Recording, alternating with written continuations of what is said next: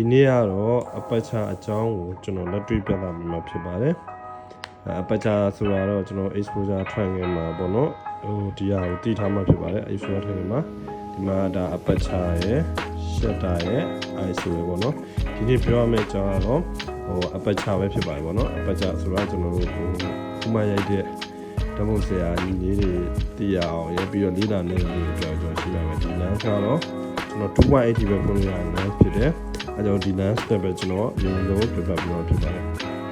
ဒီ lens မှာအခု 2.8 နဲ့ရိုက်တယ်ပေါ့နော် 2.8 နဲ့အခုတော့လည်းကြည့်ထားပါတော့ 2.8 နဲ့ကျွန်တော်ရောက်ပြပါမယ်1 2 3 okay ချက်လိုက်ဒီပုံရဲ့ပေါ့နော်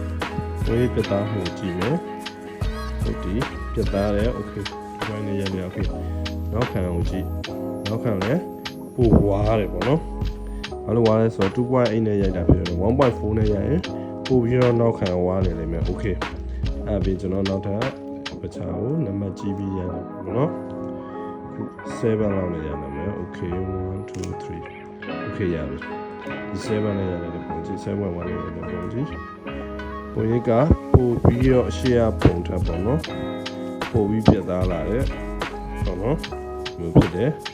နောက်က depth of view ကြည့်လိုက် depth of view ကလည်းခုန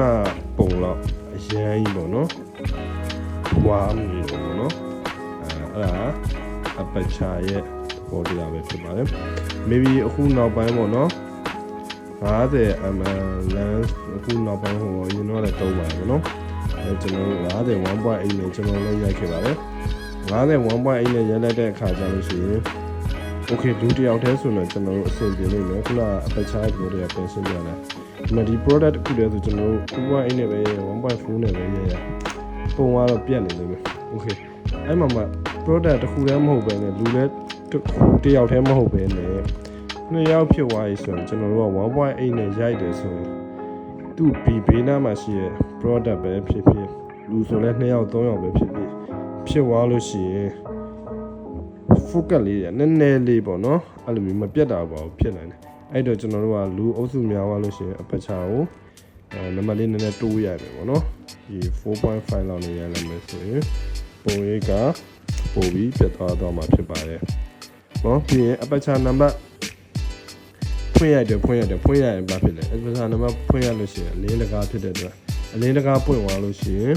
ကျွန်တော်တို့ကအလင်းတွေပို့ဝင်မယ်အလင်းနဲ့ပုံဝင်လို့ရှိရင်ပုံကပို့ပြီးလင်းလာမယ်ပေါ့နော်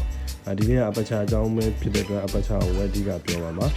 ဆိုပုံဝင်လာရင်ပုံကပို့ပြီးတော့အလင်းဝင်တယ်အလင်းဝင်တော့ကျွန်တော်မှောက်တဲ့အချိန်မှာဆိုရင်အပတ်ချာများဖွင့်လို့ရတဲ့ lens က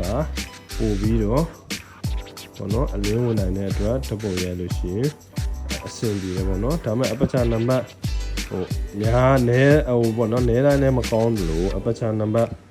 များတိုင်းလည်းမကောင်းတော့မဟုတ်ပါဘူးကိုရိုက်မဲ့ပေါ့နော် subject နဲ့ကိုရိုက်မဲ့ဟာနဲ့ပေါ့မူတည်ပြီးတော့တေချာသုံးပြရတာပေါ့နော်အဲ့ဒါမှပုံကောင်းရမှာပဲဖြစ်ပါတယ်ကျွန်တော်တို့ဒီ product မှာဆိုရင်တော့ပေါ့နော်ပုံရိပ်ရဲ့ပြတ်သားမှုလိုချင်တယ်ဆိုရင်ကျွန်တော်တို့ကတော့ပတ်ချာကိုနံပါတ်ကို678လောက်မှာထားရပါတယ်ဒီလိုရိုက်လိုက်ပါတယ်အဲ့မှာဒီ 2.8 ကပေါ့နော် 2.8 ကထွက်တဲ့ဒီဘိုင်းနဲ့ရိုက်လို့မပြတ်ဘူးမပြောဘူးเนาะပြတ်တယ်ဒါပေမဲ့ပို့ပြီးဒီတေးကြပို့ပြီးပြတ်တတ်အဲ့လိုမျိုးလိုချင်နေဆိုရင်တော့အပတ်ချာကိုတင်ရမယ်ဆိုတော့ပြပေးခြင်းဖြစ်ပါတယ်နေ့ဗီဒီယိုလေးကတော့ဒီလောက်ပါပဲတခြားပြည်နယ်အကြောင်းအရာများရှိရင်လည်းဒီဗီဒီယိုလေးအောက်မှာ comment ရေးသွားလို့ရပါတယ်အားလုံးကျေးဇူးတင်ပါတယ်